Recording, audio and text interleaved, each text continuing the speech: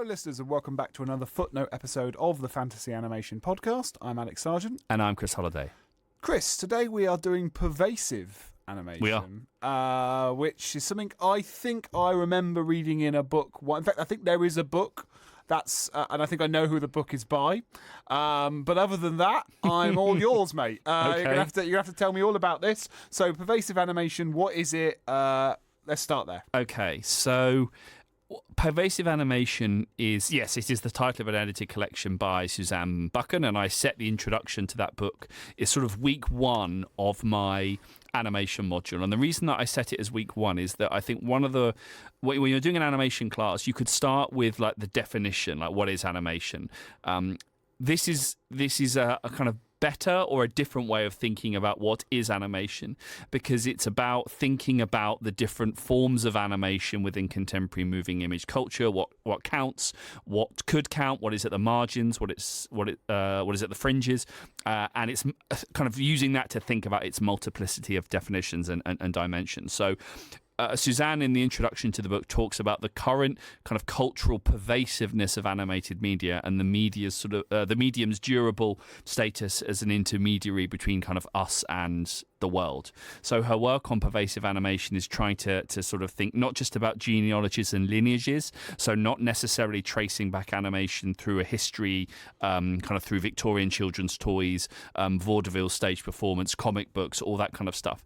It's more interested in, and I partner it actually later on with an article about kind of the chaos of animation, really, which is so what Suzanne's saying is that animation has many different formal kind of aesthetic and critical intersections with different types of animated media, but embedded within that is the different sites and the spaces of animation. So phones, laptops, pads, kind of styluses, future technologies to come, she says.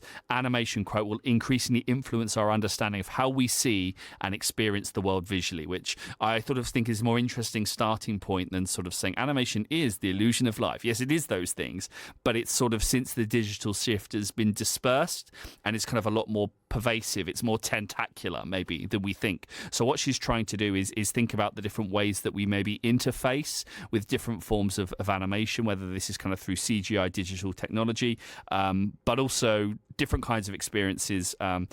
Paul Wells has written something similar around the sort of spectrum of animation, and he talks about like medical imaging, but also logos and interstitials, as well as feature films and advertising and video games. And, you know, maybe it could be augmented reality, or maybe it could be, medical imaging is quite an interesting one. So it's sort of trying to map the different ways that we might, and she does it really interestingly through disciplines. So it's, where animation might be found in journals related to architecture or art history or graphic design or literature or performance.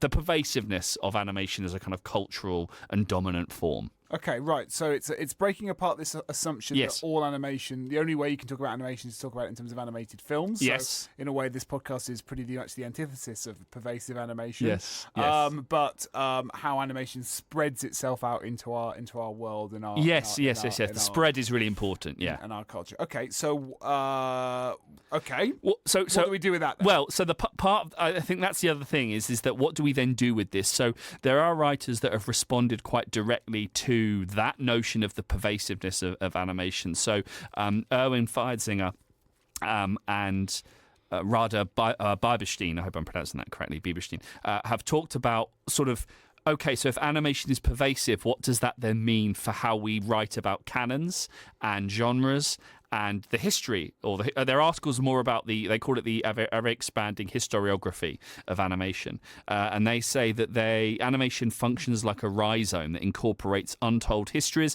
and reveals overlooked links to other developments in, for example, arts, science, and technology.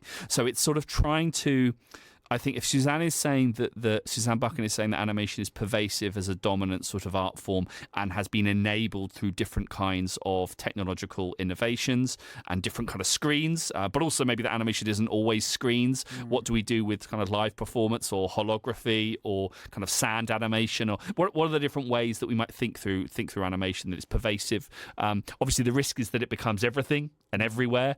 And so part of what Bieberstein and Owen Feisinger have tried to do is sort of challenge the notion of the rhizome and say we conceive of animation and animation historiography, they say, in the shape of the rhizome, where canonical aspects and fringes, as well as different disciplines, agents, institutions, galleries, museums, the posters that you see on the tube, advertising, all that kind of stuff work together, they say, quote, to enrich our understanding and concept of animation, the history of animation, and to reveal the ongoing dialogue and exchange among those things, especially beyond, they say, linear, progress-driven teleological readings. Animation, as with all history, is chaotic. It's not just a period of kind of trial and error before we get to the perfect classical. It's we should do something with those kinds of chaotic periods can tell us something quite interesting about where animation kind of came from. So I kind of use it as a starting point. It's closely connected to kind of archaeology, maybe media archaeology, kind of going back but it's not just about the genealogies. Where did animation come from?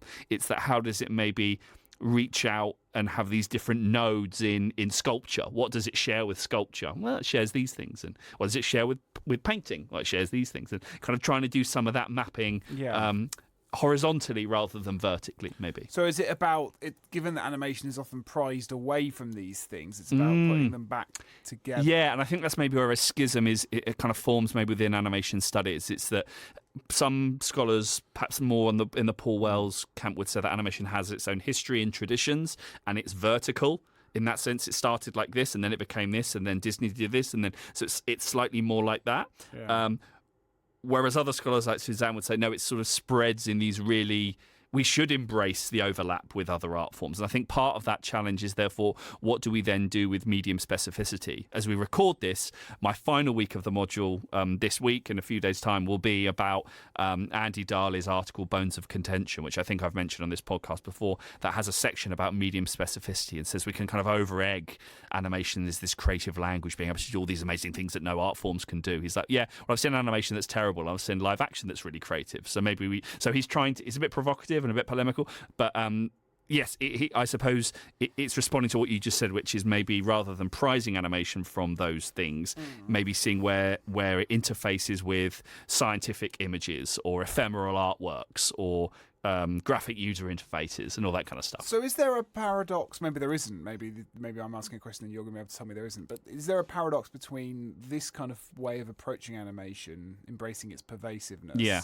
And maybe it's just like the systems of academia we have, but like the idea there being animation studies requires there to be a thing called animation that can be studied in and of its own right. Yeah. So, can you identify as someone that's interested in pervasive animation and also as an animation scholar? Yeah. So this is actually a really interesting... and it's weird that you've asked that because there's a section in Pervasive Animation in the introduction that talks about scholars, practitioners, and sort of interdisciplinary, cross-disciplinary methods. And what does it mean for animation? What do we do with animation in relation to its diffuseness? I guess it's also like what if what we want to be talking about is all the ways animation is like all these other things. Yes. Why even bother labeling those things as animation? They don't need to there's no stakes involved in we could have talked about all those things without having to call them animations or declare them as animations. Well, she says that until quite recently, animation studies, as in quote marks, animation studies was rarely taught at university level.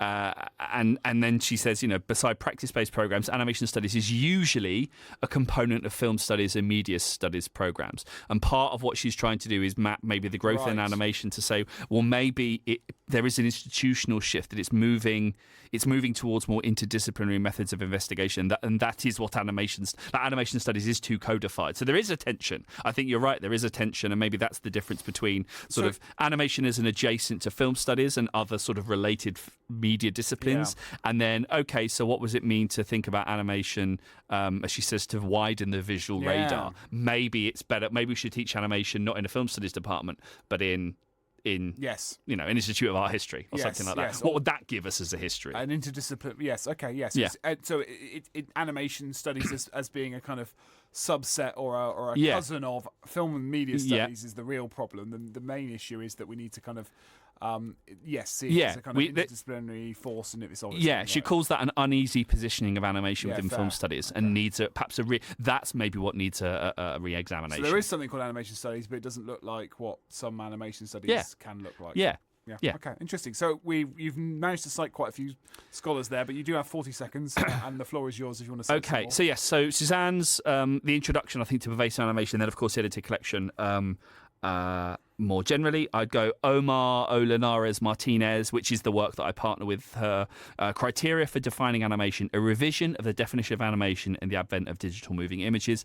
And then I did cite the ever-expanding scope of animation historiography, a discussion of interdisciplinary approaches and methods by Radha Bieberstein and Erwin Feiersinger. And just because I have written an article called On Teaching With and About Disney Animation, about my animation module that I mentioned at the start, that basically talks some of this through. It mentions the expanded historiography article, it talks about Suzanne Buchan, and it also talks about another reading that I set by another one of our guests, Paula Callas, talks about her anthropology of sort of sub-Saharan African cinema, to sort of broaden out. If animation is often, it's complicated, and so when it comes to like designing a module in terms of discipline, where should it sit? It's about sort of negotiating with these other disciplines and maybe reconciling with animation's interdisciplinary identity within the context of education. Amazing. And that was a really useful introduction to a topic that I only knew a little bit about. So thanks, Chris.